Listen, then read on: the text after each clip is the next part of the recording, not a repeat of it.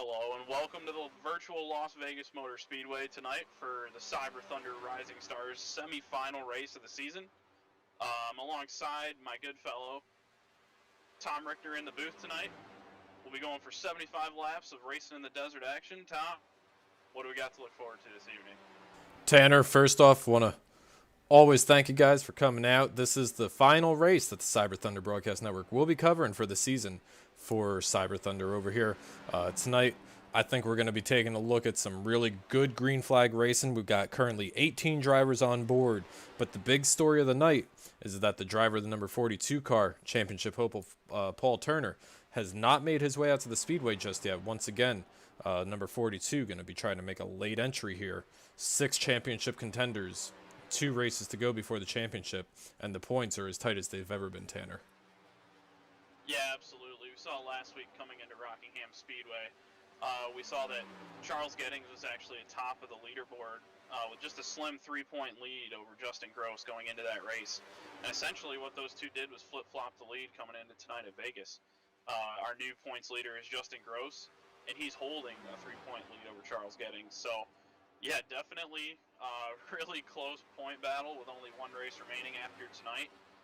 After those two guys, third on down, and the point standing starts to get a little bit separated. They're kind of in a close battle of their own, but a little bit of good feeling story that we got going on so far this evening. Tyler Beeman, who's unfortunately 6th in our point standings, as of right now, about 44 points out of the point lead. Had a bit of an off week last week at Rockingham, got caught up in some misfortune, and was unable to really finish that race, and didn't really pick up that many points. And the race before that, I don't even believe he was there for that. So obviously Tyler Beeman in quite the points hole here coming in it tonight. But as of right now, he's at the top of the leaderboards in practice with a 31.164. About a half a tenth faster than our second place driver, Christopher Daniel. So definitely close point battle at the top of the standings chart, but could be some good storylines coming out of tonight early on. Yeah, for sure. And taking a look down here at the top 2 or 3 or even 4, I got to think that this is probably a 2-man race for the championship, assuming that nothing goes awry with the 96 or the 199 car tonight or in 2 weeks at Atlanta when we set the championship stage. Gotta imagine that this is going to be a 2-man race for the championship between the 199 and the 96. Those are going to be 2 guys to watch tonight. But as far as,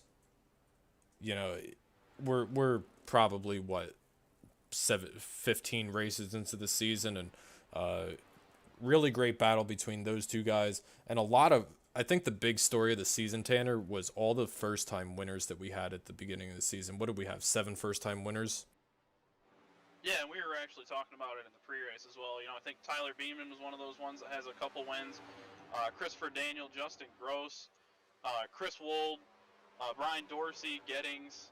There's a handful of these guys that were fortunate enough to pick up wins this season, and that's a cool thing about this Rising Stars division that Cyber Thunder puts on, is it really does bring in new talent into the league and kind of gives these guys a door opening to really, get their feet wet in this league and kind of operate on a, I wouldn't say completely level playing field, but more level than the other series that we have, and that definitely shows in the amount of different winners that we've had so far through the season as we're getting to the conclusion. And it's definitely pretty competitive, as we just alluded to, with the point battle being so close this late in the season, but nonetheless, it is really cool to see all these different drivers picking up their first wins, and in some cases, multiple wins throughout the season. Yeah, for sure. Taking a look at Dalton Carr and the number 53 car going down here into turns 1 and 2. Got 5 minutes left in practice. Dalton currently sitting 17th on the charts, but he's only 6/10 off the leader. Going down the practice chart over here on the left-hand side of the screen, everybody in the top 10 is within 3/10 of each other, and the entire field is within a second. So don't pay too much attention to the practice chart on the left there. I think that gap's going to close once this race does start and strategy does come into play. Yeah, absolutely. And I think another thing that we don't want to overlook tonight, Tom, is just that we're racing in the desert tonight, and this track is pretty abrasive and really low on grip as it is in general. But the sun's high in the sky here in Vegas, and the track temp's going to be a little bit higher than it normally is.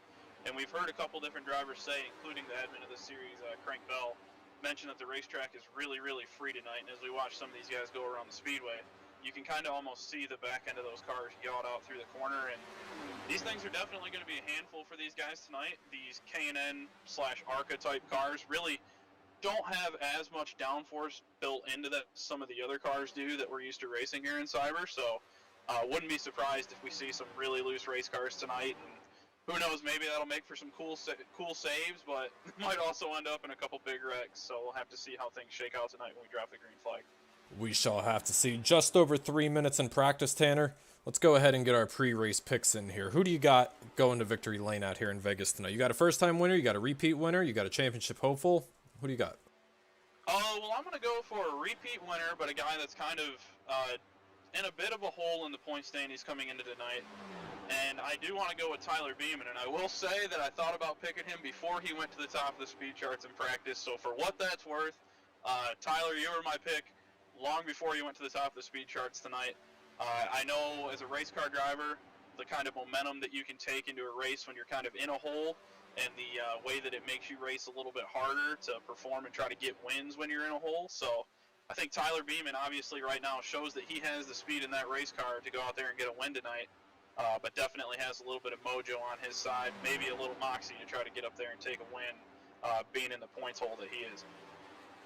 Yeah, 44 points back, and the way that this point system works is it's 20 points for a win all the way down to 1 point for last place points. So he's over a race behind. It's really going to take some sort of issue with the 199 or the 96 for him to kind of close that gap. But regardless of how it shakes out after Atlanta, great season for the 91 car and Tyler and all these guys that are in the chase and everybody else that has participated. But I caught up with the driver of the number 26 machine last week, and Michael Witt told me, he said, man, I'm really itching to get that first win over here. There's a lot of good guys. There's a lot of good competition, and I'm going to run 1,000 laps at Las Vegas before the race next week tonight.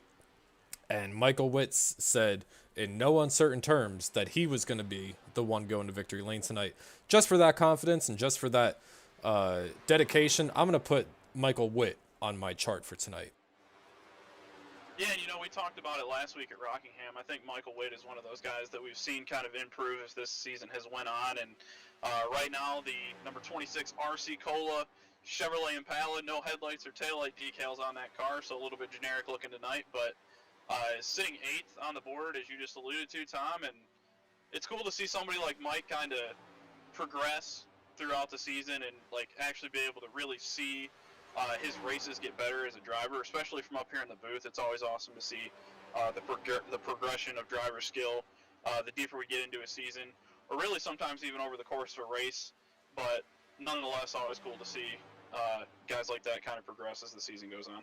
For sure. Under a minute to go here in practice. We're going to step away for tonight's opening ceremonies with the playing of the national anthem. We're going to come back for qualifying live from Vegas.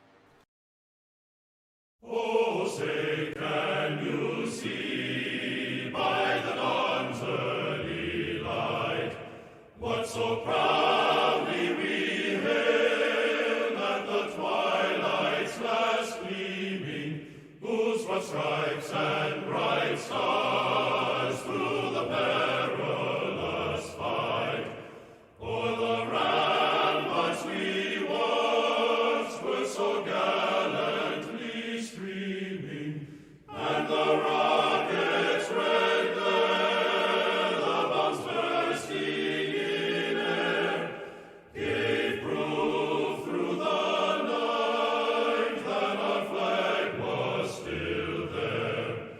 Oh,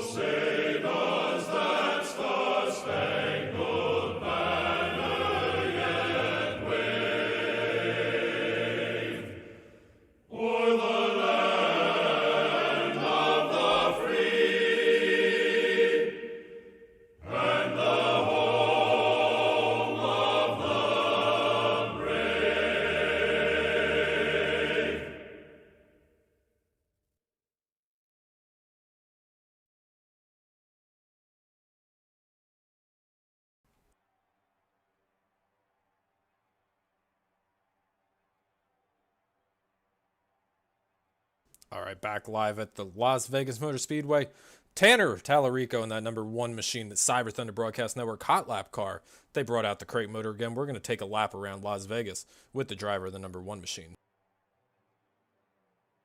Yeah, guys, so we're sitting right here on pit road here at Las Vegas Motor Speedway, 50-mile-an-hour pit road. It's a little bit slow for a mile and a half on iRacing, so really we'll have to work on getting this thing loaded up and if we ever get green flag pit stops tonight. But as we roll off pit road here and we're on the apron, no banking down here to hold the race car as you're getting up to speed, so you really got to be careful because it can kind of get a little bit slick down here getting up to speed and off of turn number 2 onto the back straightaway. But going to grab 4th gear right here going down the backstretch for a qualifying lap. You're probably going to want to try to get this thing wound up. These are big, heavy stock cars with not a whole lot of power, so we're going to run the outside here and try to get as much momentum built up as we can as we're coming to get the green flag.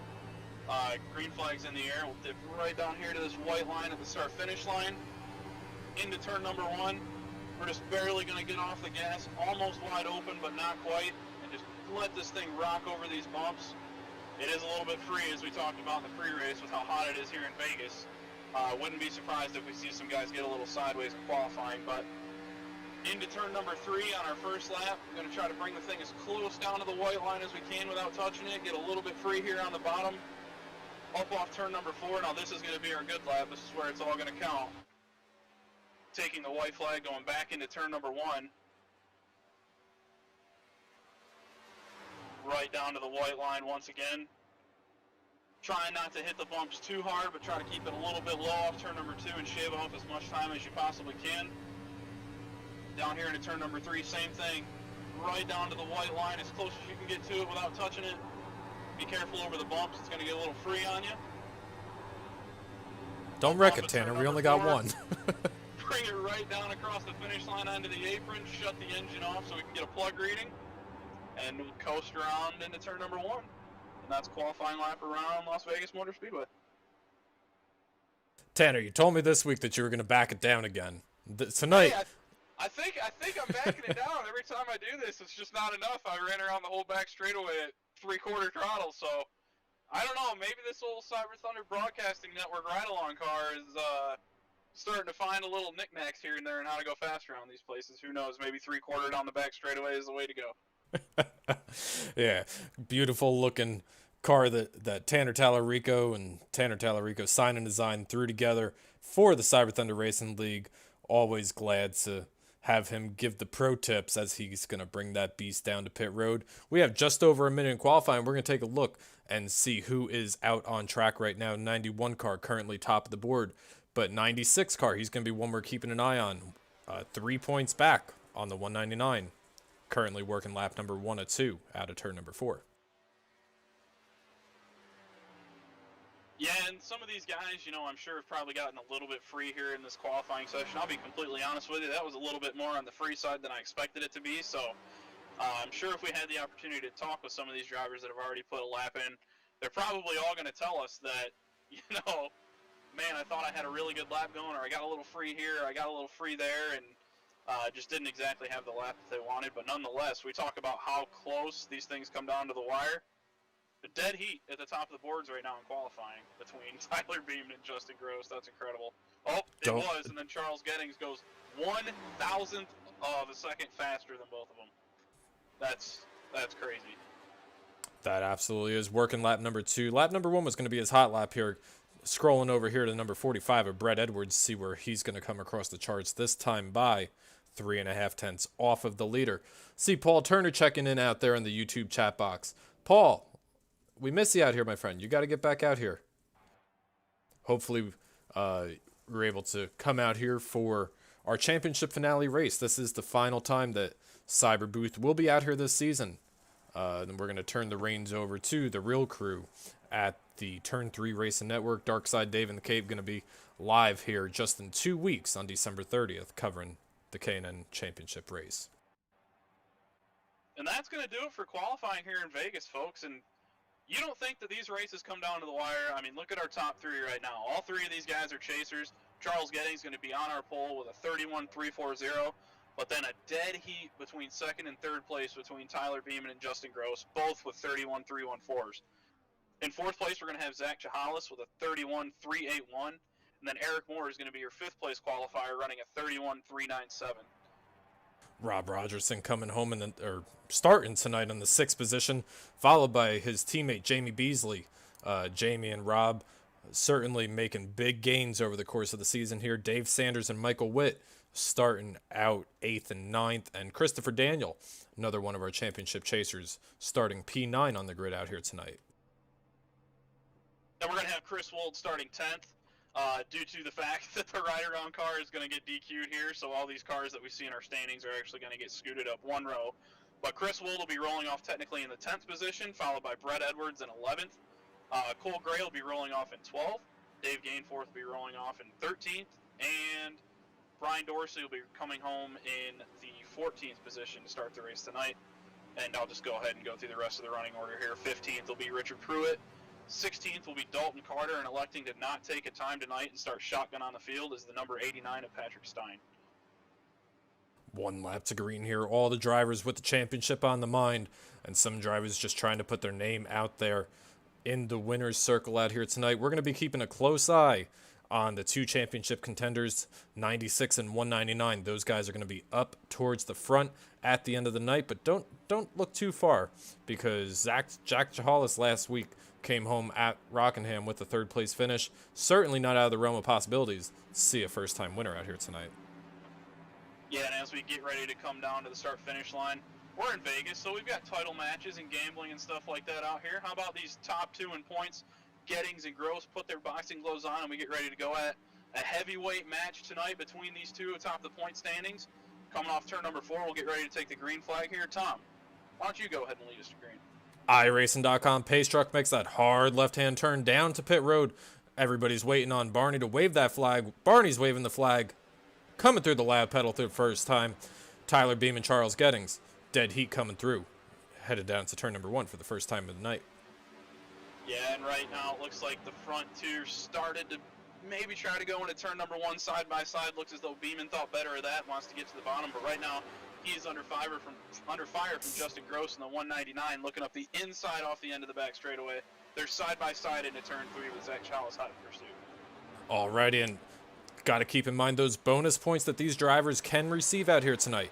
3 bonus points for a win, 1 bonus point for a lap, and 1 bonus point for the most laps. Kind of going relatively old school. Charles Gettings scores his first bonus point of the night, as now Justin Gross says, hey, let's cancel that out. I want to lead a lap here too.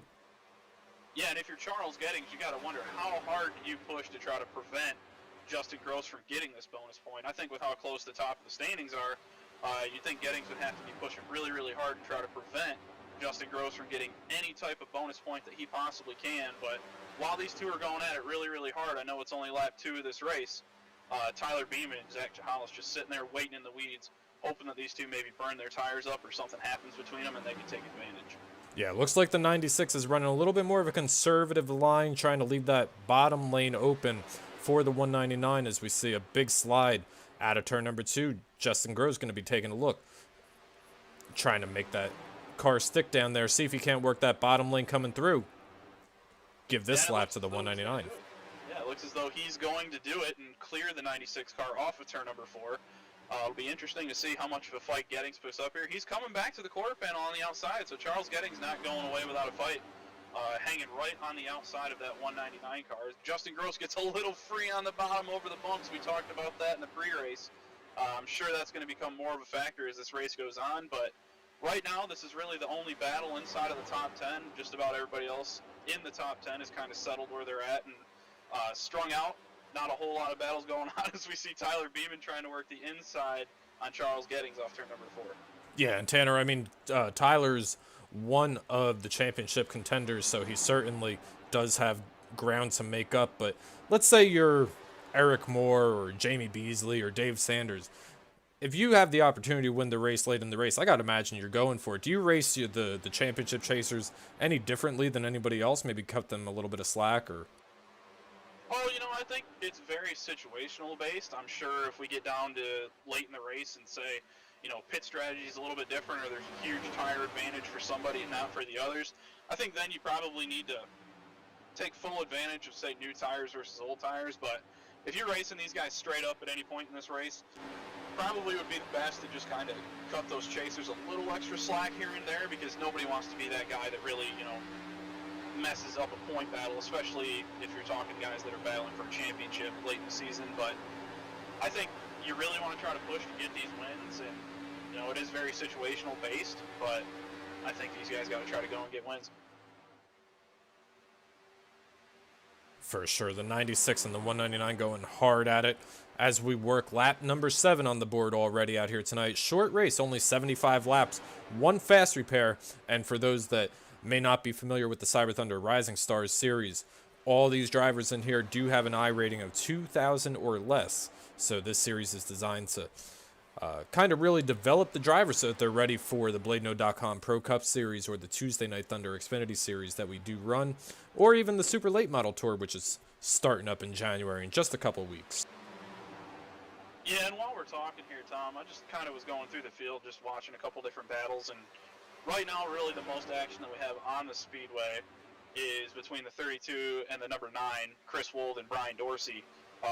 Working their way down the back straightaway right now. We see Brian Dorsey looking to the inside of the number 32 Boise State Broncos Chevrolet into turn number 3. It looks as though Wold's probably just going to let Dorsey go, being early in the race.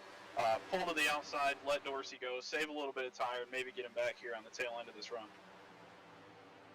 Yeah, Brian Dorsey already a winner this season at the BladeNode.com Pro Cup Series, and we've seen Brian come across with the podium finish multiple times in the Rising Stars Series this season. So certainly a great season for Brian as we begin to wind down this season. Directly behind them, Richard Pruitt is putting Dave Gainforth under fire for the 12th position, 13th position.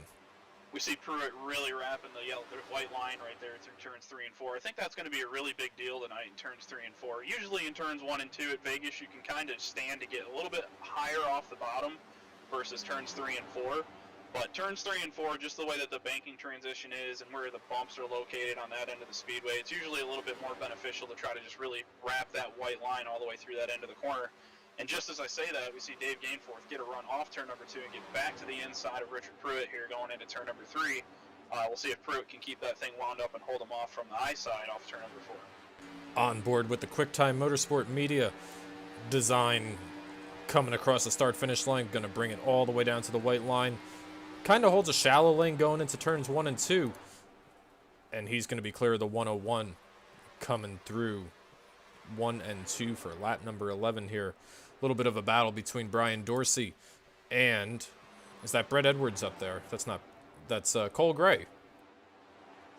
Yeah, those guys side by side right now. Kind of same thing we just saw between Pruitt and Gainforth. Looks like Cole Gray is going to be able to really wrap that white line through turns 3 and 4 and get around Brett Edwards in the 45. But the little battle that these guys have had going on kind of has opened the door up for Brian Dorsey to really close in on them. We know how good Brian Dorsey is on these long runs. I'm sure he's just licking his chops right now and smelling the blood in the water as we see Edwards almost getting the wall off turn number 2. Reel these guys in, and hopefully Dorsey's going to be able to get around them both. It looks like he will be able to get around Edwards into 3. 2 candy apple red cars coming out of turn number 4 at you. The RST Timberworks machine and the Support Education on the number 9 car. Chevy Impala coming across the line here this time. Tyler Beeman has taken over the 2nd position while we've been covering the battles in the back of the pack, but Zach Jahalis is still running up in the top 5. Yeah, the old Zachy C up there. We know we love talking about Zachy C. He was having a really good run there at Rockingham last week. Got into a little bit of a scuffle late in the race that I think costed him 1 or 2 positions late, but nonetheless, Jahalis was up there really, giving the top 3 a run for its money. I forget who he's exactly battling with, but he was up there late in the race, and I'm sure if he could go back and do that over again, he might do a couple things different, try to get a little bit better finish. And the way he's running right now, tonight might be his mulligan for last week, and Jahalis looking pretty sporty here early in this one. Certainly isn't that VX Network, and that's going to be the title sponsor of our championship race come Atlanta in 2 weeks on the Turn 3 Racing Network. Make sure you head over to their channel, subscribe to them, click that little bell, let them know that you're following their action and their page. Tyler Beeman, let's take a look at the speeds at the line here, Tanner. Got to imagine that the 91 and 96, or the 199 and 96, may have burned up their stuff, and I think Tyler's going to be the fastest car between those 3 right now. Yeah, and we saw early in the race how hard the Gettings and Gross were really battling each other, and You know, anytime that you get one guy stuck on the outside, really have to force them to push their car harder to keep up with car on the inside, that's obviously going to be beneficial to whoever's trailing in single file. I think we're seeing that now. Gettings was kind of stuck on the outside of Justin Gross for a few laps there, and Tyler Beeman was just kind of waiting in the wings, biding his time and saving his tire. And as they come across the line here, have a look at the speeds. It looks like Tyler Beeman bettered Justin Gross by just a few hundredths of a second, so not a whole lot, but nonetheless, the green arrow is definitely trending in the way of the 91 car as of right now, and as the laps click off here, it'll be interesting to see if Tyler Beeman can get up there and run down the 199. Tanner, did you happen to take a look at what our fuel window is for tonight? I did not, but I know that these K&N cars on a mile and a half usually have a fuel window of somewhere between about 28 and 32 laps. So a little over 10 laps from now, give or take 3 or 4, just to be safe. But I would have to imagine that the longest these guys can go, even with only running, 80% and kind of being conservative over the course of the whole run, you might be able to get to about the 34 to 35 mark, but I would have to think anything outside of that is quite the stretch. But the way these guys are racing right now, clean and green, we might find out sooner rather than later how far these guys can go on fuel, because we might see some green flag pit stops. And we've seen it before where pit stops are critical. You have a bad entry, you have a bad exit, somebody gets caught speeding. Those are all things that'll take you out of the race, as we see a little bit of a battle heating up between Chris Daniels, Zach Challis, and Eric Moore. And Michael Witt, Mr. 1,000 laps at Vegas, waiting in the wings, trying to wait and pounce on these 3 guys in front of him. Yeah, and this is a great battle we see going on right now. All 4 of these cars kind of running a little bit different line, which is something that we're not used to seeing on iRacing. This past update that we had, about a week or so ago, introduced some new things that we're not really used to, as far as how the cars interact with the wall and the air that flows between them, as well as how heat is transferred into the racetrack from other cars. And the whole purpose of that is to allow multi-groove racing like we're seeing right now. And to be completely honest with you, you usually don't see this kind of racing at Vegas unless you're in a really, really low downforce type car. Nonetheless, this is a car that doesn't have a ton of downforce built into it, but this is a little untraditional of K&N cars at Vegas. Still cool to watch, though. Yeah, certainly great to see as we see Chris Daniel in that number 119 Coors machine. Those yellow wheels on that car, making his way around the VX Network 22 machine, Zach Challis, and he's going to set sail on Charles Gettings, about a second in front of him. Now under fire from the number 3 Eric Moore machine is going to be Zach Challis over here coming in through 3 and 4. Yeah, and we see Christopher Daniel kind of starting to distance himself from the rest of this pack. And one thing that I want to mention real quick about Chris is that anytime we go to these racetracks that have a fairly abrasive surface that really consume a lot of tire over the course of a run, we kind of see Christopher Daniel run a little bit better than he does at some of these other tracks that aren't so abrasive. And we think back to North Wilkesboro. I believe he won North Wilkesboro. He has pretty good runs on these high wear type racetracks. So as we get later and later into this race, if we get long runs like this, maybe Christopher Daniel can outperform his qualifying effort and get up there and maybe even mix it up with the top guys leading the race at that time. But only time will tell as this race goes on. But Christopher Daniel, I think, is somebody you're going to have to keep an eye on as this race goes on. Yeah, for sure. You're not missing anything up front. Still about a second holding the difference between first and second place, as we're continuing to watch the battle between the BladeNode.com Blademobile at turn number 2. Now underneath the number 3, Eric Moore. And Dave Sanders has crawled into the picture as well. Yeah, we see right now Michael Witt working his way underneath the number 3 of Eric Moore through turns 3 and 4. Now as the tires start to wear, we saw earlier in the run that the bottom lane was dominant as far as passing goes. As these tires have worn in and started to lose a little bit of grip, might be a little more beneficial to get up a little bit higher on the racetrack and keep your momentum up, as we see Chahalis trying to do that right here in turns 3 and 4. A little hard to do when you got somebody right underneath your back bumper like Eric Moore and Dave Sanders, but it's kind of interesting to see how these cars and tire wear changes the way that you drive this racetrack as you go through a run. Riding on board with the Scoots Custom machine out of turn number 4, watching the great battle in front of you. Onboard cameras courtesy of the Cyber Thunder Racing League coming across the line. We're going to head down into turns 1 and 2. Dead even in front of this guy. We'll see if Michael Witt can't get that throttle down and make the slide job coming up out of turn number 2, as it looks like he might be clear out of 2. Yeah, I think just for a split second he was clear, but he just wasn't quite clear enough. as they go through turns 3 and 4 right now. I wouldn't be surprised to see Michael Witt clear Jahales just as he does here in turns 3 and 4, trying to bring Eric Moore along with him on the inside lane, who's also trying to drag along Dave Sanders in the 77. But we talked about Mr. 1,000 laps really putting the practice in this week. Looks like it's paying off as he's able to break away from this pack of 3 cars going into turn number 1. And Tanner, let's go back up front here real quick, because one thing we do need to keep in mind, we are just under halfway through this race already. Got about another 10-15 laps before we hit that halfway mark. Justin Groves has been out front for probably the better of 20 of those laps.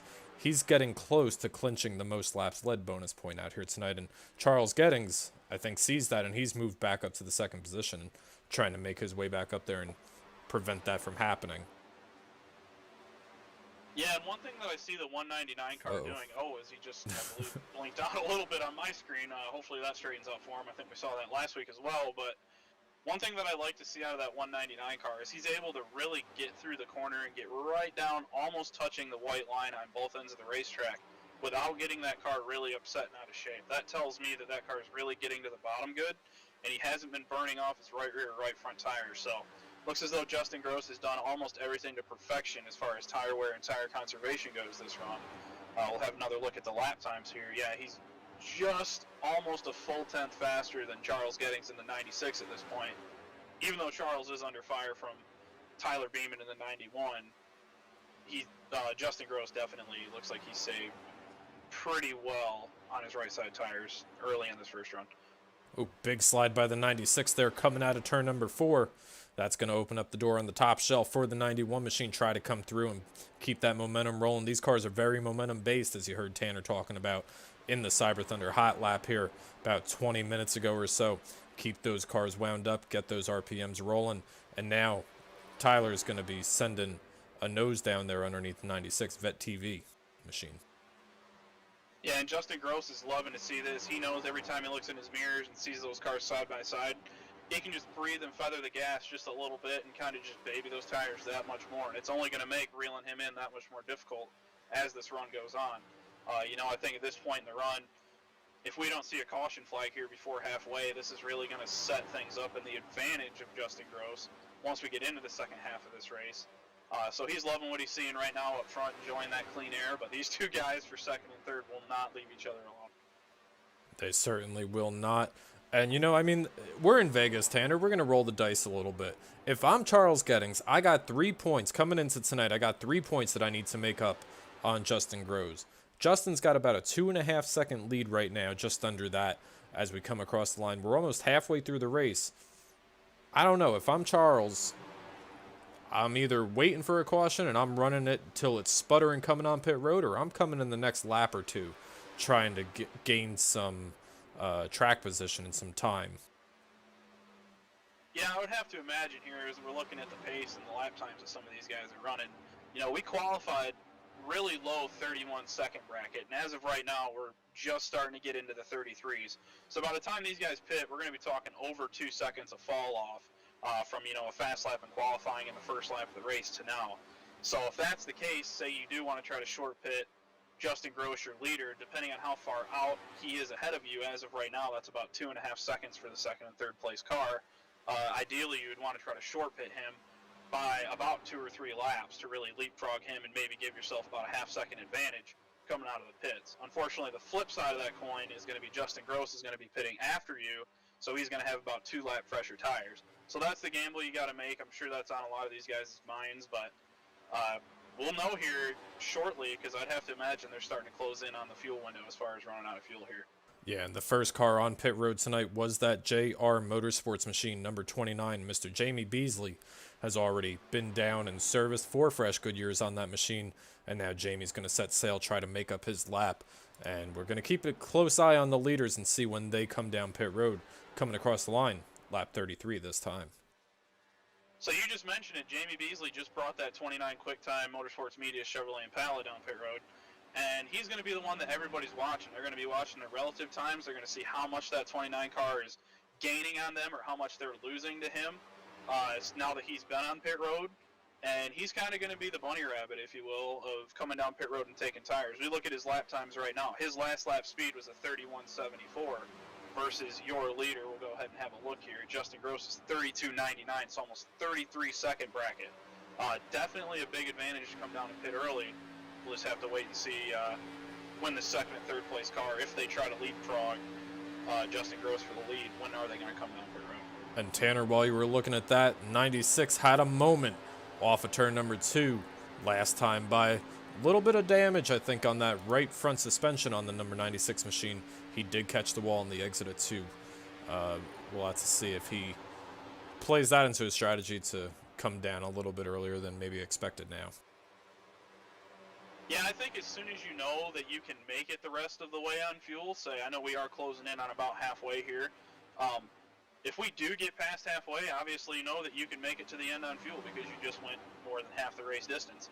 I think once we get to that point, if the leader hasn't pitted by then, that's when you should really start thinking about coming down pit road and maybe trying to leapfrog Justin Gross. And, fortunately, these K&N drivers do have a fast repair that they can take advantage of when they come to pit road, so I'm sure that damage on Gettings' car, it's probably good that, actually, I believe he's coming to pit road right now. He's going to blow that 96 car up. Pit road speed is 50. He's going to have to really tippy-toe here coming onto pit road. Looks like he's going to blow her down to 50. But I'm sure Charles Gettings will take this fast repair right now as he makes his way down to his pit box and probably 4 tires and a full tank of Sunoco fuel. First of the 2 championship contenders headed down pit road. We'll see what the 199 does here. Gotta imagine, 2.5-second lead. He saw the 96 car come in. I would not be surprised to see him come in this lap, as it looks like he's going to be staying out on the circuit. Now, Justin Gross, I'm sure, knows he has a 2.5-second lead, and he's probably been doing that math that we just mentioned in his head. He knows if he stays out about 2 extra laps, by the time he comes down, assuming that he has a smooth pit stop, he should be about even with Charles Gettings when Justin Gross completes his pit stop, but the difference will be 2-lap tire advantage in the way of Justin Gross when they leave pit road. So if Justin doesn't come down this time, I'm sure he'll probably be coming down on lap number 39. But, yeah, as we see him staying out yet again off of turn number 4, would not be surprised to see him probably come down pit road this time. That's about where the math will work out for him, is in his favor. Taking a look at the 96 rolling off of pit road. Coming out of turn number 4, it looks like we got a couple more takers. The number 3 and the number 77. We're going to go trackside with them as they come down here. It looks like they both had clean entries. They're both going to be 4 and fuel and get those cars back out for the second half of the race here. Yeah, just keeping an eye on our leader one more time, Justin Gross. He is blowing that thing up, and he's coming to pit road this time. Let's make sure that he gets that thing down to the pit road speed of 50 miles an hour. Comes past the first commitment cone to come to pit road. Now past the first timing line. Looks as though he did get it down to pit road speed. So a little bit conservative out of the 199, but with as big of a lead as Justin had, probably not a bad idea to come to pit road that way, but I'm sure he'll be coming down for 4 tires and a full tank of fuel as well. That's going to pass the torch over to the number 91, Mad Sim Racing Coin. Driver Tyler Beeman out there now is the race leader. Christopher Daniel right behind him, and Michael Witt right behind him as well. Cole Gray is going to be 4 seconds back, as it looks like they're all coming. Half of them are coming. I don't know. It looked like a late call there for the 91, but he does a nice job getting it woed up there. Yeah, 91 was about at 52 mile an hour coming onto pit road, but I don't believe he's going to get a penalty for that. That's probably inside of the tolerance zone that NASCAR gives these drivers coming onto pit road. But as we go back through the field here, we'll try to find Charles Gettings. We know he was on pit road prior to Justin Gross. We'll see just how big of a lead he has. And as of right now, it's about half a straightaway. Now, we talked about how Justin Gross is going to have about 2 to 3 lap fresher tires. How much that's going to be worth in the long run, we'll have to wait and see. But if this thing goes green, we might have a race on our hands late in this race. Yep, Charles Gettings on your screen right there making the pass. Underneath Cole Gray with those 4 fresh Goodyears on the machine. Justin Groves waiting for him to come into camera range right here. This will be a good shot out of turn number 2 here. That orange and white car, probably about 4 seconds back or so. That is the 199. That's going to be the battle as this field cycles through. Green flag pit stops here. In the meantime, Michael Witt has made his way onto pit road. 4 and fuel for 26 BladeNode.com machine, and Rob Rogerson right in front of him as well. Brian Dorsey also following them out of pit road. Yeah, and as we look at these guys that came down pit road, we'll take a look at Justin Gross's lap time. He ran a 31.60 to Charles Gettings is 31.97, so there is definitely a big tire advantage Justin Gross's way. You know, will the tires plane off and make it a little bit difficult to gain time throughout this course of the run? Usually they do, but the best thing that Charles Gettings can do right now is make sure he's hitting the bottom and the white line on this racetrack on both ends of the speedways and really minimizing the time loss on those old tires to Justin's new tires as we start working towards the end of this thing. Yep, that's going to once again give the lead to the number 44 machine as now Justin goes flying by Cole Gray here in that RST Timberworks Chevy Impala. And what a difference in the speed you see right here. Almost half a straightaway in one straightaway here. Justin's going to be probably 10, 15, 20 car lanes in front of him coming out of turn number 4. Now, one thing that is going on right now, these guys that haven't pitted yet, Cole Gray, Dalton Carter, Chris Wold, and Patrick Stein, you know, they're hoping for a caution. And one thing that I think we need to pay attention to, actually, just as I say that, he gets his lap back, I was going to say, Charles Gettings was on the lead lap, but Justin Gross was trapped a lap down. But just that last time by, Justin Gross was able to get by Cole Gray and get back on the lead lap. So, not as big of an issue as I thought there could have been right there, but definitely going to have ourselves a battle at some point before the end of this thing for the lead. Also on pit road, latecomers, Chris Wald and Patrick Stein making their way off of pit road. Chris in that Boise State Broncos 32 machine coming off of pit road, and going to see where the field cycles out. Looks like after the 44 and the 53 come in, it's probably going to be about a second to 2 seconds between the 96 and the 199 machine. That's going to be the difference between the two, but you can already see the 199 closing the gap. There they are, your two championship contenders, right in frame right there. Yeah, and I'm just excited because when you get races like this where guys are kind of on different pit strategies, you know, if there's been one guy that's been dominating pretty much the entirety of the race, in this case that would be Justin Gross leading so many laps early before the pit stop, versus somebody that was kind of playing catch-up, the 96 car of Charles Gettings, you know at some point these guys are going to cross each other's paths. Ideally, that's probably going to be before the end of this race. I know I said just a few minutes ago that really what Charles Gettings is hoping for is that the tires kind of plane out and the fall-off starts being not as big between the two. And by the time Justin Gross gets there, the goodie that he has on his tires is kind of worn off, and they really got to battle for the lead. And, you know, as of right now, it looks as though Justin Gross is still running in the 31.6 second range, almost into the sevens, but not quite. That last time by 31.68 to Charles Gettings is 31.96. So definitely still some disparity in the times there, but Justin Gross chipping into that lead about 0.2 a lap. 29 laps to go this time by, and as the field cycles through green flag pit stops and everybody kind of strings out here, Tanner, it's been a couple of weeks here, and I know I'm just dropping this on you now. Who would you like to do a driver spotlight on out here tonight in the Rising Stars series? Oh man, you know, that's always a good question. You know, I'd always love to, if I could, give spotlight to all these drivers out here because they are the up and comings, or I guess rising stars, if you will, of the Cyber Thunder Racing League. But I think if there's one guy that I kind of do want to shed a little light on, it's probably Eric Moore in the 3 car. Not really in the exact points position that he's really performed at throughout the whole season. Has shown speed at a lot of races so far on the schedule, and maybe just hasn't had quite the luck to go along with that 3 car all season long. But nonetheless, Eric has been putting in the work every single week and seems to always be up there, if not inside the top 5, close to it. And you know, if the luck goes his way, he's usually able to hold on to that top 5. But more oftentimes than not, it seems like that 3 car has been struck with bad luck. But Eric Moore putting in the work this season, and as we get down to the end of it here in our last Cyber Thunder Broadcast Network, you know, stream of this Rising Star series before we hand it over to the guys at Turn 3. Glad to be able to shed a little spotlight on Eric Moore in that 3 car. For sure, and Eric was so strong last week at the Rockingham Speedway, leading early before eventually collecting the Turn 2 wall. That was Calamity Corner last week. But good to see Eric up there, currently running in the 6th position, going to be position 5 here after he goes by the 53. I believe that's his teammate going through now up in the top 5. And now the 90s, the 199 has closed that gap into just a second between him and the 96. They got to change their numbers, Tanner. Too many 90s battling for There are a lot of battling for a race win here. I'll tell you what, here in a second, I got can probably guarantee you that my heart rate is going to be about both of those two numbers put together, because we're fixing to have us a great battle for the lead here in about 6 to 7 laps between these two. And, you know, these are the two battling for the championship, right? So how much are they going to give and take with each other as we get late into this race? You know, Gettings is kind of going to have to be on his defense a little bit, knowing that he more or less gave up the point lead going into Rockingham last week. You know, he wants that back.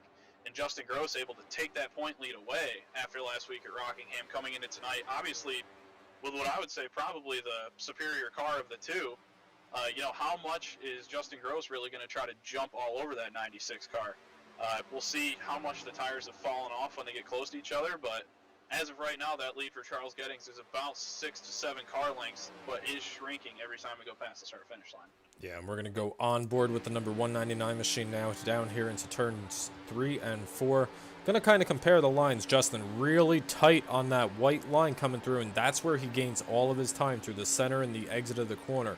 Not so much on the entries, but I think he's backing those corners up, and that's allowing him to get right down on that white line as we saw him do in 3 and 4. We'll see if he does it down here as well. No, he's going to take the top shelf of the Speedway, and he's going to try to keep that momentum up, make that big run out of turn number 2, as now both of the championship leaders are under a blanket for the lead.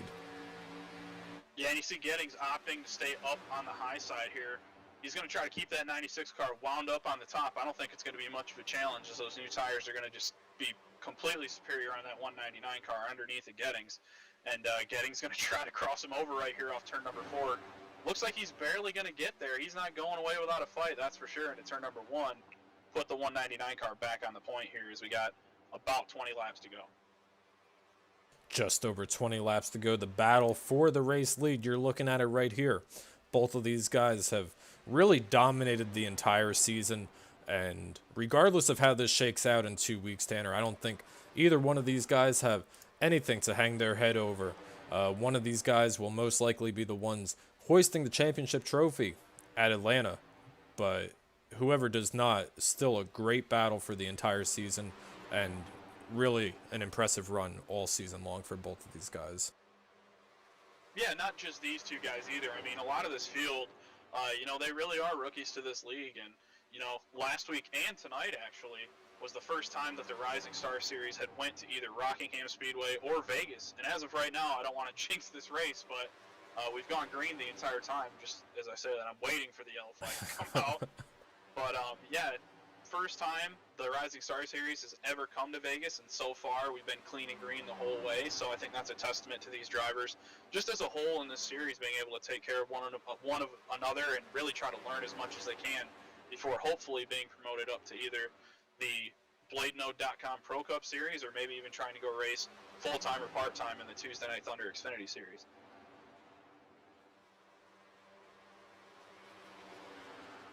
Absolutely. And one thing we're taking a look at here is that the 199 was able to catch the 96 very quickly and get around him without much of an issue, but Charles is hanging tough there. The 199 is not pulling away as quickly as I thought he was going to. Maybe that draft is coming into play here, allowing the 96 to stay tucked up on him, but maybe the 96, if Charles rolled over, let him go, said, hey, you can have that bonus point, but I'm going to work your tires here and see if I can't wear him out and try to even those out as we come down to 18 laps to go, this time by across the stripe. Yeah, and one thing that I failed to mention that Gettings may have done, he knew that Justin Gross was going to be on a big tire advantage coming out of the pits. And Charles Gettings knew that he was going to have a pretty big lead. Now, maybe Charles elected to, you know, maybe run a little less hard than he would have if he knew that Justin Gross was on an equal tire strategy as him. Maybe he elected to save a little bit of tire and just almost kind of give up that big lead that he had, just knowing that when Justin Gross got back to him, hopefully saving that little bit of tire kind of puts them on a level playing field. Maybe Charles was doing that. Maybe that's even what he's doing right now. He's going to save a little tire and try to just hang with that 199 car, maybe put a little pressure on him as we get later into this race. But if he's been saving anything, he's going to have to start thinking about a game plan to try to get up there and take this lead back, because we're, as of right now, closing in on 15 laps to go when they come back to the line. And one guy that's still kind of creeping into the picture, Tyler Beeman, that number 91 car, he's within 2 seconds and closing on these two race leaders. Don't believe Chris Daniel is closing on them just as quickly as the 91 is, but Tyler was one of the first guys coming, he came after these two leaders, didn't he? He did come after these two guys, and just looking at his lap times, he was faster than the two cars ahead of him, Gross and Gettings. Chris Daniel was a 10th quicker than all three of those guys, but unfortunately I think he's probably a little too far back to do anything with that time advantage. But nonetheless, definitely taking a look at Tyler Beeman putting in the work here, as he's just got that car yawed out in turns 3 and 4 going over the bumps. I'm sure there's not going to be anything left of that right rear tire, but he is really going at it hard trying to reel these guys in before we get to the end of this thing. If anything happens with the lead, we're going to get you right back up there. Cycling back through the field a little bit, we're going to go over here to the number 9 and the number 3 machine, Brian Dorsey, Eric Moore. Eric Moore was our Cyber Spotlight a few minutes ago, and Brian holds about a 5-car length lead over Eric Moore right in front of them, as we see Dave Sanders right behind them in the wall. Yeah, it looked like Dave Sanders maybe got up there in that loose stuff a little bit off turn number 2 and really got that car up into the safer barrier in turn number 2. Looks like he's got pretty substantial right rear quarter panel damage. Doesn't look like he really got the right front of that car all that much, but definitely going to hurt the aerodynamics on that 77 car, I'm sure, from here to the end of the race. Yeah, gotta imagine if you're Dave Sanders right now, you're not coming down pit road. You're just going to kind of try to run that out and try to see where that shakes out. As the lead between the two top cars has expanded just the slightest bit. Now 0.3 across the line as we're coming to 12 laps to go. Headed down here onto the north end of the speedway. Gonna take a look and see if we can't see which one of these drivers is a little bit lower. Looks like the 96 is a little bit lower. Coming through 1 and 2 this time by. 96 with a big run down Ellis straightaway. Turn number 3. Imagine both of these guys going down to the white line. Yeah, and you see it right there. It looks like Gettings is able to hit the bottom a little bit better in turns 1 and 2, but it looks like Justin Gross is able to hit the bottom a little bit better in turns 3 and 4. I think whichever one of these guys is able to figure out what end they're not doing great at first, they're going to be the one that wins this race, whether it's Gettings or Gross. Definitely going to have to make sure that they're getting down to the white line as much as they possibly can to conserve as much tire and go really fast here late in this run. Little bit of a slide out there in front of the 96 from the 199 car. We're going to have to see if that heated up his right rear tire. These tires are so crucial. As it stands right now, they're only going to be one set on for the entire races. Now that lead is shrunk back down to what it was before. 2 car lanes. That's going to be the deciding factor here right now into turn number 1. Yeah, and you see these guys kind of let that right rear tire step out. Gross doing it a little bit there off turn number 2. For what it's worth, I mean, you never want to slide the tire at all. But if you're going to slide the right front versus the right rear, genuinely you want to try to, slide the right rear a little bit more than you would the right front tire. That's only because at least when you're, burning off the right rear tire, that keeps the car rotating, as we see Charles Gettings almost get up into the turn 4 wall. He's not saving anything right now. But going back to what I was saying, if you're going to burn one of the tires off, it's almost better to try to get rid of the right rear a little more than the right front, because at least that keeps the car rotating through the corner, and it won't give you a push condition coming off the corner when you're behind somebody. Speaking of sliding tires, big slide for the 91, just out of camera rage coming out of turn number 2. And coming out of here, we're going to see that lead. Now they're kind of just playing that same game of cat and mouse we've seen them play all season long here. Slide for the 96 coming out of turns 3 and 4 that time by. It's going to give that advantage that lap to the 199. Yeah, and we see Gettings kind of splitting that first seam in turns 1 and 2 now. That's telling me that he's probably lost a little bit of grip in that right front tire, as we were just talking about. That car's not really wanting to really get to the bottom and cut to the bottom like he, I'm sure, would want it to. As we see still Justin Gross lap after lap able to hit that white line through the entire corner. And I think that's probably going to allow this 199 car to more than likely pull away late in this race, as we're closing in on 7 laps to go. But what a race we've had so far. I mean, a couple different leaders. We saw Justin Gross really dominate that first run, but Charles Gettings getting a little off sequence on his pit strategy. I'll be honest with you, I thought for a second there he was going to be able to make it work, and he still might, but as of right now, it looks like the upper hand has definitely started to swing towards the 199 late in this one. But nonetheless, good race we've seen so far here in Vegas. Yeah, and while all that's happening, we got to change for the third place podium position out here. Christopher Daniel has gotten around the number 91 machine. Saw Tyler with a big slide last lap by. Probably going to give that podium spot to the number 119 Coors machine, as he's 3 seconds back. So we're going to take him out of the picture unless we get a caution here, with only 7 laps, 6.5 laps to go here. But that lead is still holding steady at just about a half a second between these top 2 drivers. Yeah, and it's really going to take a big mistake out of the 199 car, I think, to really give this one up. As Gettings, again, really flirting with that turn 4 wall.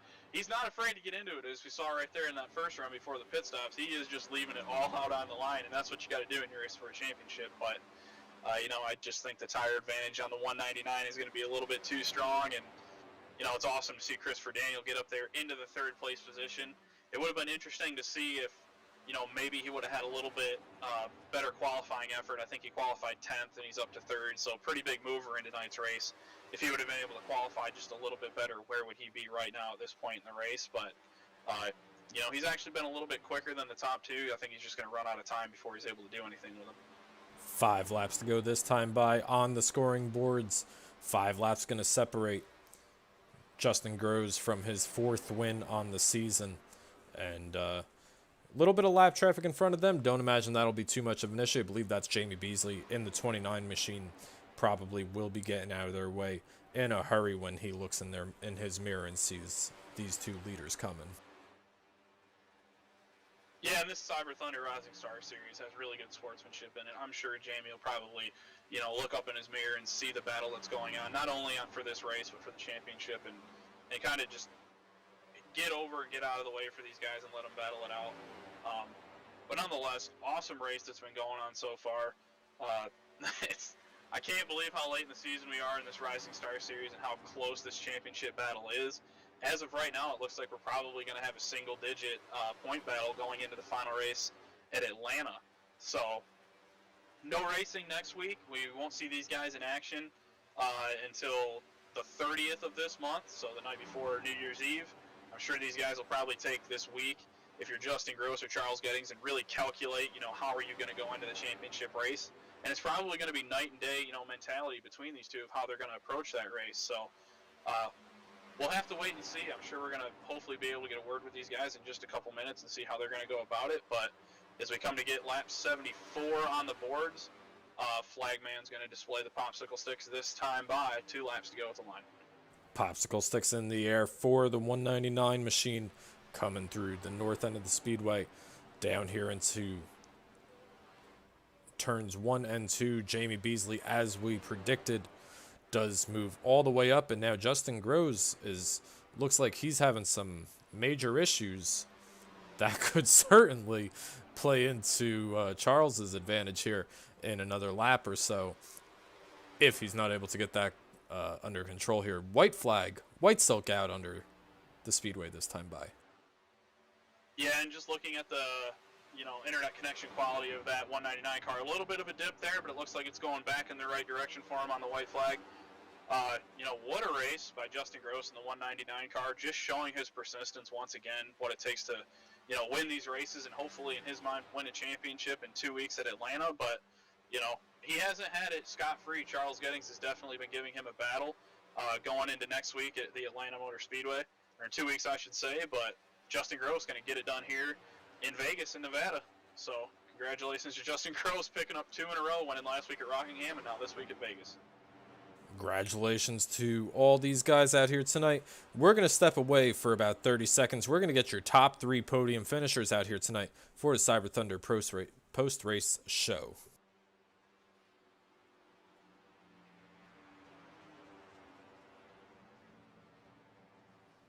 Yeah, I'll get him 1 second.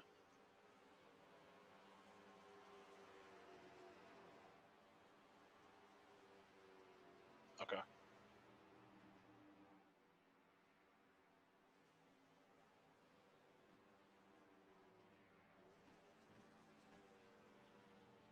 Just lead us in and do your normal.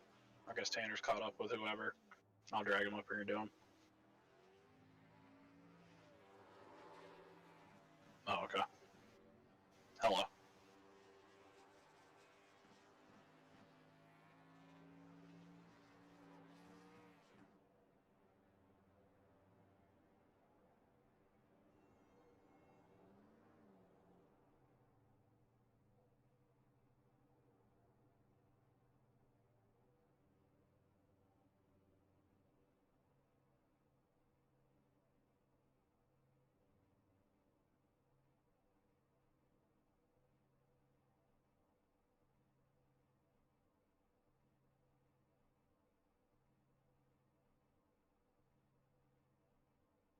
All right, we've caught up with our third place finisher here in the 119. That's Christopher Daniel.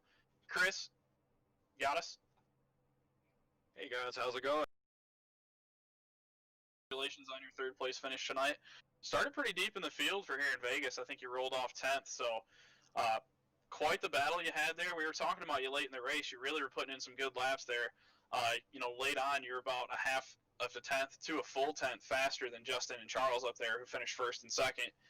Do you think maybe if you had a little bit better qualifying position, you could have gotten up there and really, given those guys a run for their money, or were you kind of thinking you were kind of stuck in third, or what was your thinking late in that one?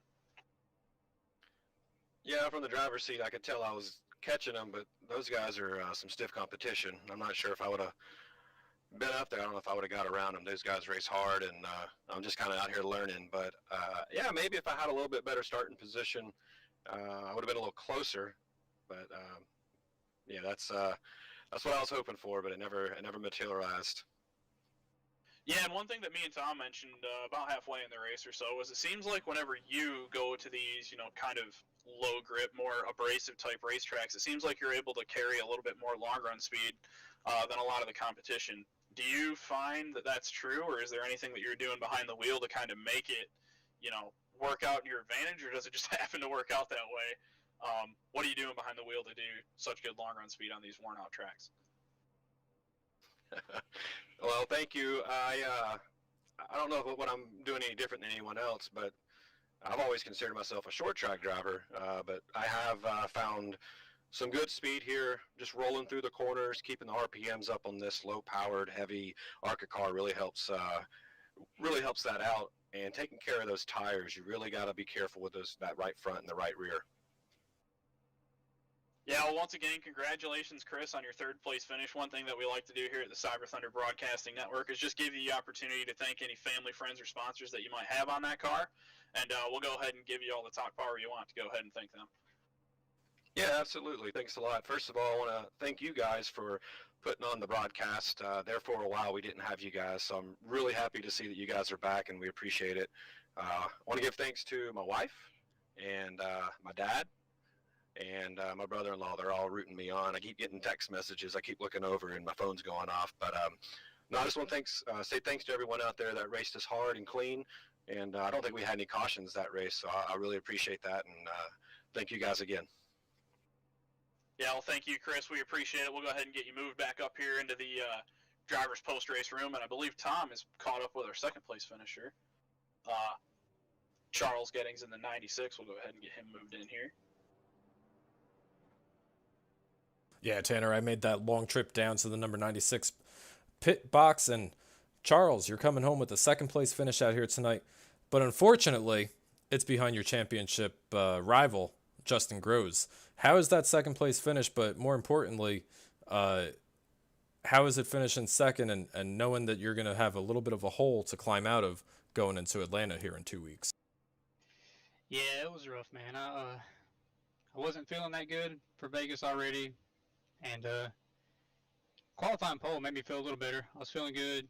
Race started pretty well, and I started losing ground a little bit, and I think I maybe fell down to fourth, I think it was. I can't remember exactly. So me and my spotter in my ear made the call to pit a little early before everybody else so I could get that run just a little bit while I had fresh tires and everybody else was still on old. So I pitted, I believe, 3 laps before Justin and 4 laps before the rest of the field. And I gained the time I needed, but Justin just hauled me back down on that last run, and he got what he needed. Yeah, you certainly did, and we saw you make up a lot of time during that green flag pit cycle. One thing that Tanner and I were wondering down here, and we were wondering if, you knew that Justin was going to have a little bit fresher tires. Was there any sort of conservation going on after you made that green flag pit stop so that you could possibly hang with Justin there coming to the checkered flag? Well, of course, the first thought on top of my head was, right after I took that first green flag pit stop, I was kind of hoping for a caution there, and caution didn't happen, obviously, and everybody else took their green flag run, and I believe I came out 4 seconds above Justin, and I knew that was way too less of a time for him. That was plenty of time for him to gain like he always does, and he definitely held me to my word and chased me down. Well, man, you got 2 weeks to prepare for Atlanta Motor Speedway Championship Night, going to be live on Turn 3 Racing Network.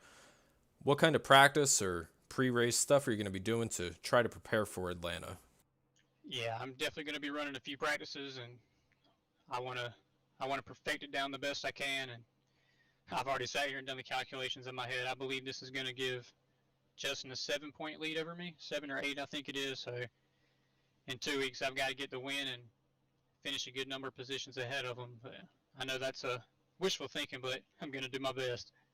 All right, Charles, excuse me. So we're going to go ahead and, regardless of how the season pans out for you or the 199, congratulations on a great season. This is the last time that the Cyber booth is going to be talking to you, but I do want to give you the floor one more time under the Cyber booth colors to go ahead and thank any family, friends, sponsors. I know you had 2 of your biggest fans out here tonight. Jennifer says, Charlie says, come on, number 96. We're going to let you go ahead and thank anybody that allows you to come out here and finish second at Las Vegas Motor Speedway tonight. That's awesome, man. Yeah, appreciate you guys for putting a hell of a season on. Excuse my language there for you two, Ville, and everybody else, but it's been a hell of a season. I love it. Can't compete with anything else here. Doing the best I can, and big shout out to my family, Jennifer and Charlie. Big thanks to you guys here in the booth as well, and a big shout out to my sponsor, Vet TV, and my sponsor, Vet TV, and my spotter, Nathan Somerville. It's been a ride. All right, well, once again, congratulations on a second-place finish out here tonight. Best of luck at Atlanta. Hope to see one of you guys come away. Tim Rogers says he's also a big fan of the number 96. Tim's a nice guy. We like Tim. Congratulations once again on a second-place finish, and we're looking forward to see how it shakes out here in 2 weeks at Atlanta Motor Speedway. Awesome. Appreciate it, fellas. All right, and we're going to kick Charles out of here, let him go do his post-race inspections. And Tanner, he's out of breath. He's running down here to victory lane once again. I'm going. Come on, Rut. Yeah, I'm finally caught up with our winner from tonight's race and current point leader going into the final championship race in 2 weeks at Atlanta. Justin Gross, man, you got us?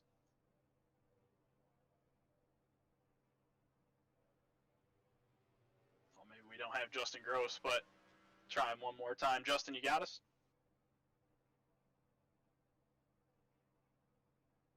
Well, maybe not.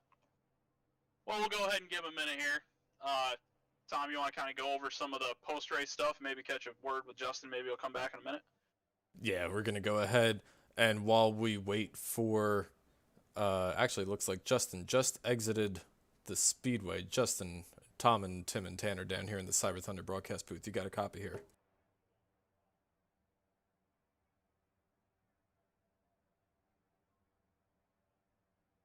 Well, maybe not. We're gonna kick Justin out of here, and we'll see if we can't catch up with him in just a moment. But as the credits start to roll here at the Cyber Thunder Broadcast Network, we're gonna round out your finishing position.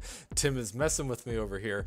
Coming home tonight with the checkered flag silk out here tonight. Justin Groves coming home with another win on the Cyber Thunder Rising Stars Series. Charles Gettings, your second place finisher, going to have a little bit of a hole to climb out of at Atlanta Motor Speedway, looking for his first championship, and Christopher Daniel rounding out the podium. Tyler Beeman and Michael Witt rounding out the top 5. Yeah, and then we saw Brian Dorsey come home 6th. Eric Moore, our driver spotlight driver for tonight, is going to bring that number 3 Scoots Custom Chevrolet Camaro and home in 7th. Dave Sanders, we saw him get into the wall a little bit there late in the race, but he's going to finish where he started in 8th. Brett Edwards is going to bring that 145 car home in 9th, and Cole Gray is going to round out your top 10 in the 44. And in 11th position, last week's third place finisher, Zach Chahal, is coming home in 11th place spot. Rob Rogerson right behind him in the 12th spot. Christopher Wald in the number 32 machine coming home in 13th, and Patrick Stein, the only driver that did not elect to take a time out here tonight, comes home in the 14th position, followed by David Gainforth, rounds out the top 15. Yeah, and then we saw Richard Pruitt and Jamie Beasley, both the JR Motorsports cars. Unfortunately, probably not having the night that they hoped for, but they're going to come home 16th and 17th respectively, followed by Dalton Carter in the 53, who came home 18th, was really rolling the dice there on that pit sequence. Stayed out for a really long time and led some laps, but it looks like he's going to sort of pay the price for staying out so long, going to have to bring that car home in 18th. But nonetheless, good race that we had tonight, Tom. Glad that we were able to go flag to flag, green flag the whole entire time. You know, this Rising Star Series never seems to disappoint, and you know, I think tonight was just a good indicator of that, and you know, kind of bittersweet ending, if you will, kind of closing out the Cyber Thunder broadcast booth. You know, links for the rest of the season. We'll be tossing this over to the guys over at Turn 3 Racing Network in 2 weeks at Atlanta for the championship, but I believe we got our race winner in here one more time. We do not have our race winner in here. Looks like Justin has already exited the Speedway, but we're going to go ahead and catch up with somebody that finished outside the top Michael Witt. 3 tonight, but Michael Witt in the number 26 machine. Mike, you got a copy here? Yeah, I got you guys. All right, well, we are dedicated over here. We're always going to get 3 interviews. It don't matter who it is. We're going to get 3 interviews post-race out here. Mike, I spoke to you last week, and you told me you were going to run 1,000 laps here, and we brought that up a couple times. Did you run your 1,000 laps? I didn't quite hit 1,000, but I was right around about 400. Holy cow! Well, certainly the practice is showing, you know, you're clicking off the top 5s, you're clicking off the top 10s. Do you think that you're going to have anything for these guys at Atlanta Motor Speedway here in 2 weeks for championship night? Yeah, I think we got something.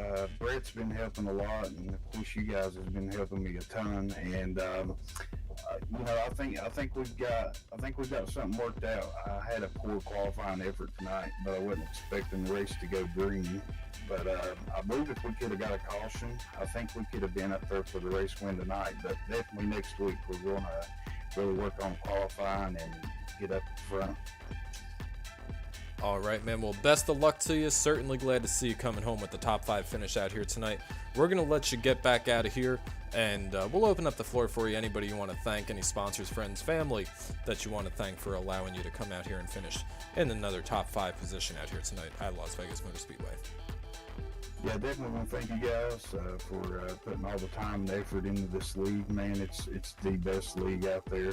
So if anybody's looking for a league to join, definitely Cyber's the best. And also want to thank my wife because she puts up with a lot of me sitting in here driving. So I really do appreciate her. And guys, just the whole thing, man. I just can't thank you guys enough. Seriously. Well, it's certainly our pleasure, and it's always a pleasure to do it with my friend Tanner Tallarico. And Mike, congratulations. We're going to get you kicked out of here, let you go celebrate with your team and your friends. And we're going to close out tonight's show from Las Vegas Motor Speedway. Tanner, we've already done the rundown. Any closing thoughts before we get ready for championship night here in 2 weeks on the Turn 3 Racing Network?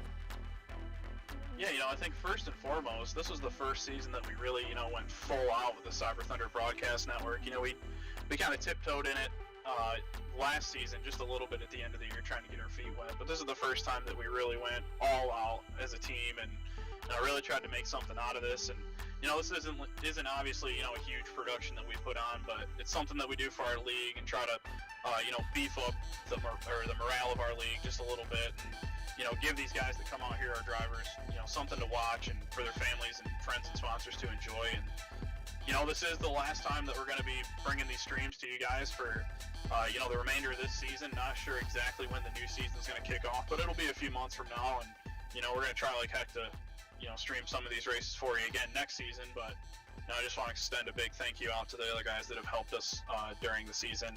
You know, we got Brett Hahn that has helped us out in the booth a few times. Tim Rogers, I think Richard Pruitt even helped out a couple times. Not so much with the K&N series, but with some other races that we've done. Anybody that's helped out with the Cyber Thunder Broadcast Network at any point in the season thus far this season, big thanks to you guys. BladeNode.com that sponsors our Pro Cup series. They've done a lot for us over there and just for our league in general. And Tom, it's been a pleasure doing this with you all season long. I know that we just kind of do this on the fly for something to do, and you know, it's turned into something that's been really, really fun, and I can't wait to do it again, hopefully next season a few times. Absolutely, and certainly can't forget about Bryson Clark. Bryson, I think, joined us out for the Yep.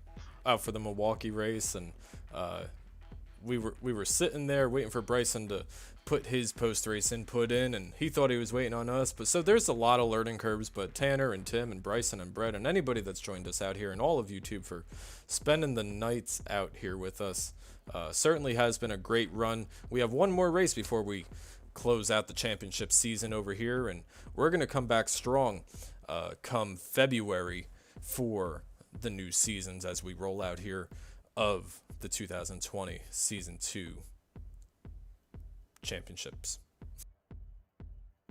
Yeah, and as the field or the fans start to file out of the virtual Las Vegas Motor Speedway, once again, thank you to all of our drivers. Thank you to all of our fans and friends and family that watch these things. And, you know, to be completely honest with you, we all know that this is just a video game at the end of the day, but some of us take it pretty seriously, and especially in the times that we're going through with the coronavirus pandemic and whatnot, it's definitely nice to get on here and just kind of get away from all that for a little while. And like I said, albeit a video game, it's nice to just get on here, and you know, it's really refreshing to hang out with friends and you know, just get away from it all. But you got anything else you want to add on, Tom, before we get out of here? That it certainly is. As the credits continue to roll here, for myself, for all the Cyber Thunder Racing League drivers, for all the Cyber Thunder Rising Stars drivers, for Bryson Clark, for Brett Hahn, for Tim Rogers, for Tanner Tallarico, and myself, thank you guys for an awesome season on the Cyber Thunder Broadcast Network.